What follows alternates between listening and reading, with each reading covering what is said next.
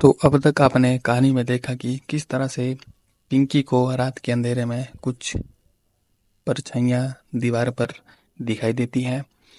वह चिल्लाना शुरू कर देती है और कुछ देर बाद उसके माता पिता भी कमरे में आ जाते हैं। तो वो पिंकी से पूछते हैं कि पिंकी तुम इतनी घबराई हुई क्यों हो।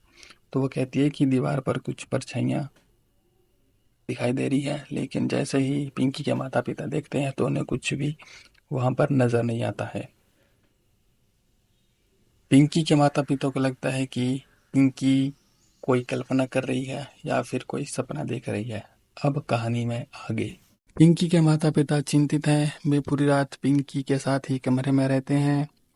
तो सुबह होते ही पिंकी के पिता पुराने घर की जांच करने का फैसला करते हैं। उनके दादाजी उन्हें बताते थे कि इस हवेली में कभी कोई दुर्घटना हुई थी। तो पिंकी के पिता पुरानी हवेली में जाने का फैसला करते हैं। तो वह पिंकी की माँ से कहते हैं कि तुम यही पिंकी के साथ रहो, मैं जाकर हवेली की तलाशी करता हूँ, शायद मुझे वहाँ कुछ सुराग मिल जाए। तो पिंकी की माँ कहती है कि सावधान रहना। जैसे ही अंधेरा शुरू होने लगता है तो पिंकी के पिता उस पुरानी हवेली की तरफ चल पड़ते हैं जो सालों से बंद पड़ी है।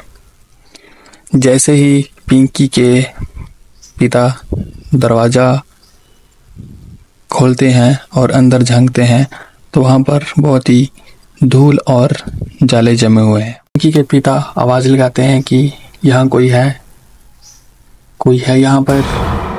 तो उन्हें कोई जवाब नहीं आता है। वह धीरे धीरे कमरे में घुसते हैं।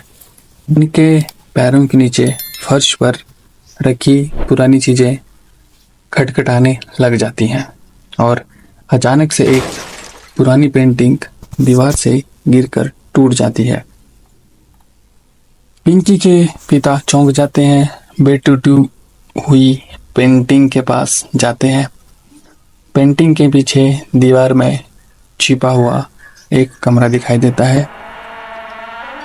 कमरे का दरवाजा खुलता है और अंदर से एक रोशनी निकल रही है। पिंकी के पिता का दिल जोरों से धड़कने लगता है। वह धीरे धीरे छिपे हुए कमरे के दरवाजे के पास जाते हैं। वह एक कमरे को देखता है जो पुराने फर्नीचर और धूल से भरा हुआ है। कमरे के बीचों बीच एक कुर्सी पर बैठी हुई एक पारदर्शी आकृति दिखाई देती है। तो उस आकृति की तरफ से आवाज़ आती है कि कौन है। पिंकी के पिता डर और सदमे से बोल नहीं पाते हैं। तो परछाई फिर से पूछती है कि तुम कौन हो और यहाँ क्या कर रहे हो।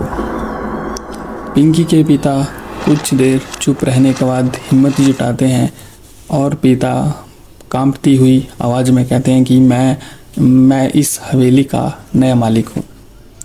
तो परछाई अचानक उठ खड़ी हो जाती है, नया मालिक, और वह परछाई धीरे धीरे पिंकी के पिता की तरफ बढ़ती है। क्या यह परछाई ही भूत है जो पिंकी को परेशान कर रहा है? क्या पिंकी के पिता भूत से बात कर पाएंगे? ये जानने के लिए अगले भाग का इंतज़ार करें। अगर आपको ये कहानी अच्छी लगी हो तो वीडियो को लाइक, कमेंट और शेयर ज़रूर करें और हमारे चैनल को सब्सक्राइब करना ना भूलें। धन्यवाद।